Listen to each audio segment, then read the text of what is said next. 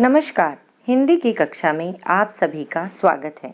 प्यारे बच्चों, आज की कक्षा में हम रघुवीर सहाय जी द्वारा रचित कविता कैमरे में बंद अपाहिज के बारे में जानेंगे।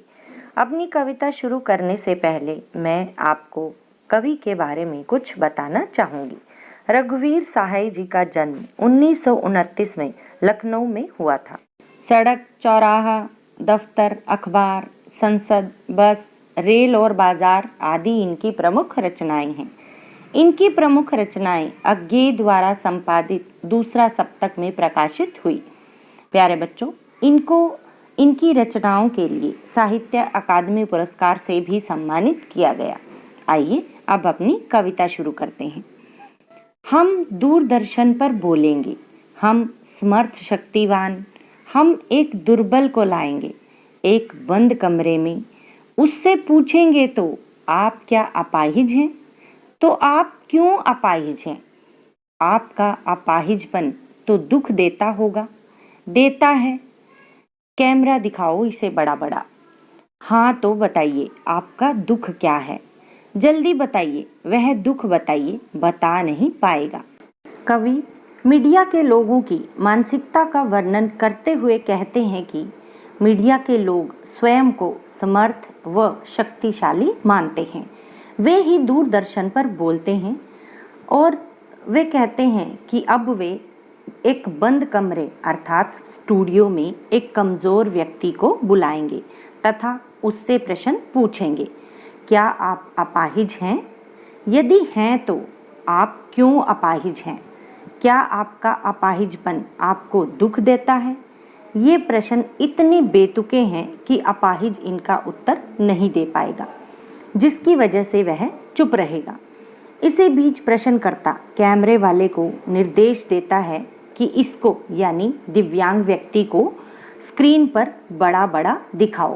प्यारे बच्चों, एक अपाहिज व्यक्ति से उसकी विकलांगता पर प्रश्न करके उसके दुखों को कुरेदने के पीछे मूल उद्देश्य वास्तव में उस अपाहिज के प्रति सहानुभूति या हमदर्दी को व्यक्त करना नहीं, बल्कि उसके दुख का सार्वजनिक प्रदर्शन करके लोगों की करुणा एवं दया की भावनाओं को जागृत करके उसका व्यावसायिक लाभ उठाना है। और फिर इसी तरह के प्रश्नों की श्रृंखला शुरू हो जाती है, जैसे आपको क्या दुख है? आपका दुख कैसा है? जल्दी बताइए। फिर कवि यहाँ पर व्यंग्यात्मक ढंग से यह इशारा करते हैं कि वह नहीं बता पाएगा, अर्थात वह दिव्यांग व्यक्ति अपनी विकलांगता के बारे में नहीं बता पाएगा। वह जल्दी अपने दुख को सही ढंग से व्यक्त नहीं कर पाता। वास्तविकता यही है कि जिसको वास्तव में कोई दुख होता है वह उसे अच्छी तरह से बता नहीं पाता। यह एक स्वाभाविक स्थिति है, लेकिन जो कार्यक्रम के प्रस्तुतकर्ता होते हैं उनका वास्तविक उद्देश्य अपने कार्यक्रम को सफल और लोकप्रिय बनाना होता है। उनको उसके दुख से कोई लेना देना नहीं होता। काव्य सौंदर्य देखिए, यहाँ पर मीडिया की मानसिकता पर करारा व्यंग्य किया गया है। इस काव्यांश में नाटकीयता है, भाषा सरल एवं सहज है और व्यंजना शब्द शक्ति का प्रयोग यहाँ पर कवि ने किया है। अगली पंक्तियाँ देखिए। सोचिए, बताइए, आपको अपाहिज होकर कैसा लगता है? कैसा यानी कैसा लगता है? हम खुद इशारे से बताएंगे कि क्या ऐसा। सोचिए, बताइए, थोड़ी कोशिश करिए, यह अवसर खो देंगे। आप जानते हैं कि कार्यक्रम रोचक बनाने के वास्ते हम पूछ कर उसको रुला देंगे। इंतज़ार करते हैं आप भी उसके रो पड़ने का। करते हैं, यह प्रश्न पूछा नहीं जाएगा। प्यारे बच्चों, इस काव्यांश में कवि कहते हैं कि मीडिया के लोग अपाहिज से बेतुके सवाल करते हैं। वे अपाहिज व्यक्ति से पूछते हैं कि अपाहिज होकर आपको कैसा लगता है? यह बात सोचकर बताइए। यदि वह नहीं बता पाता तो वे स्वयं ही उत्तर देने की कोशिश करते हैं। वे इशारे करके बताते हैं कि क्या उन्हें ऐसा महसूस होता है? थोड़ा सोचकर और कोशिश करके बताइए। यदि आप इस समय नहीं बता पाएंगे तो आप बहुत ही सुनहरा अवसर खो देंगे। अपाहिज यानी दिव्यांग व्यक्ति के पास इससे बढ़िया मौका नहीं हो सकता कि वह अपनी पीड़ा समाज के सामने रख सके। मीडिया वाले कहते हैं कि हमारा लक्ष्य अपने कार्यक्रम को रोचक बनाना है और इसके लिए हम उस दिव्यांग व्यक्ति से ऐसे ऐसे प्रश्न पूछेंगे कि वह रोने लगेगा।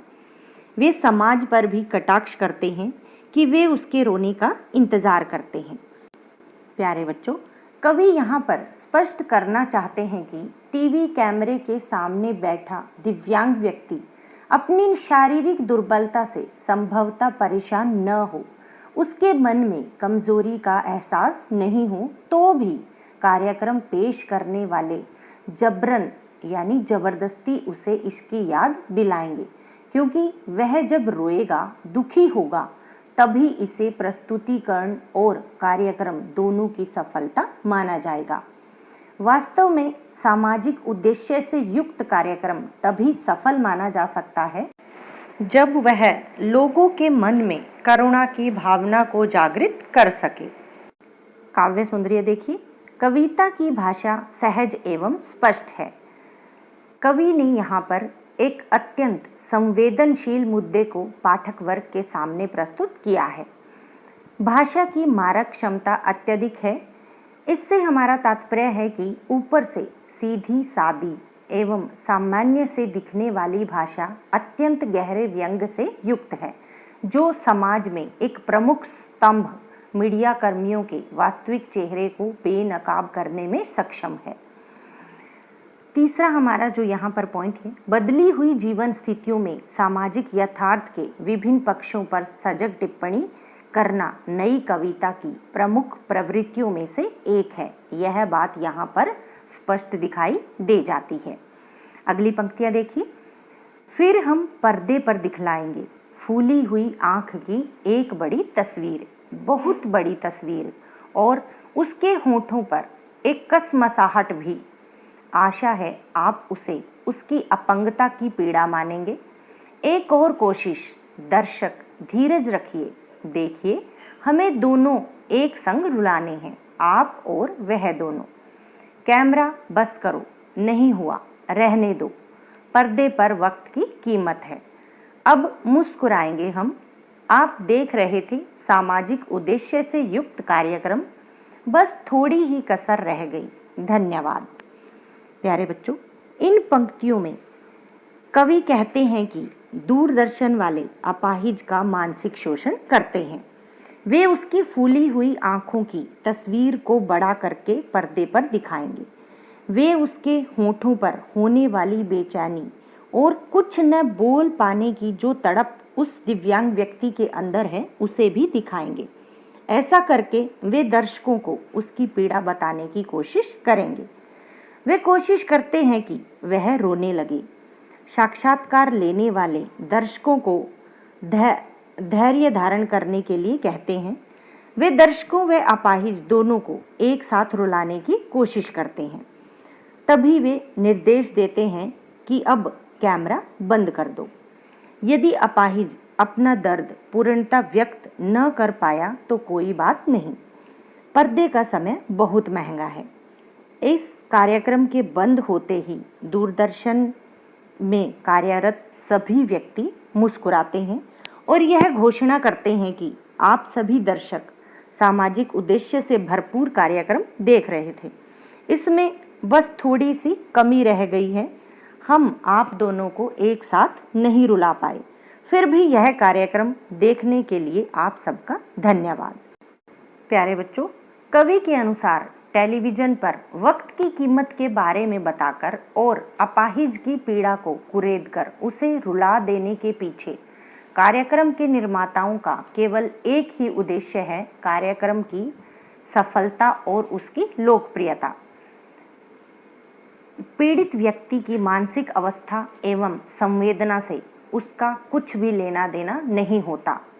इस तरह सारे सामाजिक नारे और कार्यक्रम व्यावसायिक प्रचार प्रसार में तब्दील कर दिए जाते हैं, जो कि एक संवेदनशील समाज के लिए अत्यंत खतरनाक और भयावह स्थिति है, क्योंकि इससे अमानवीयता की स्थितियां पैदा होती हैं जो सभ्य समाज एवं संवेदनशील मनुष्य दोनों के लिए समान रूप से कष्टदायी होती हैं।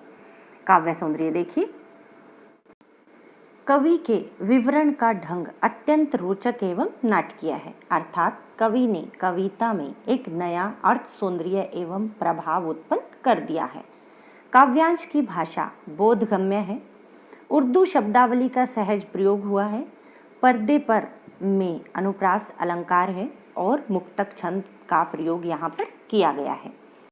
प्यारे बच्चों, ये कविता यहीं पर खत्म होती है। आइए अब हम कविता का केंद्रीय भाव भी जान लेते हैं। कैमरे में बंद अपाहिज कविता को लोग भूल गए हैं काव्य संग्रह से लिया गया है। इस कविता में कवि ने शारीरिक चुनौती को झेल रहे व्यक्ति की पीड़ा के साथ साथ दूर संचार माध्यमों के चरित्र को भी रेखांकित किया है। किसी की पीड़ा को दर्शक वर्ग तक पहुंचाने वाले व्यक्ति को उस पीड़ा के प्रति स्वयं संवेदनशील होने और दूसरों को संवेदनशील बनाने का दावेदार होना चाहिए। प्यारे बच्चों, आज विडंबना यह है कि जब पीड़ा को पर्दे पर उभारने का प्रयास किया जाता है तो कारोबारी दबाव के तहत कार्यक्रम को प्रस्तुत करने वालों का रवैया अर्थात व्यवहार संवेदनहीन हो जाता है। यह कविता टेलीविजन स्टूडियो के भीतर की दुनिया को समाज के सामने प्रकट करती है, साथ ही उन सभी व्यक्तियों की तरफ इशारा करती है जो दुख, दर्द, यातना, वेदना आदि को बेचना चाहते हैं। आज के लिए बस इतना ही। धन्यवाद।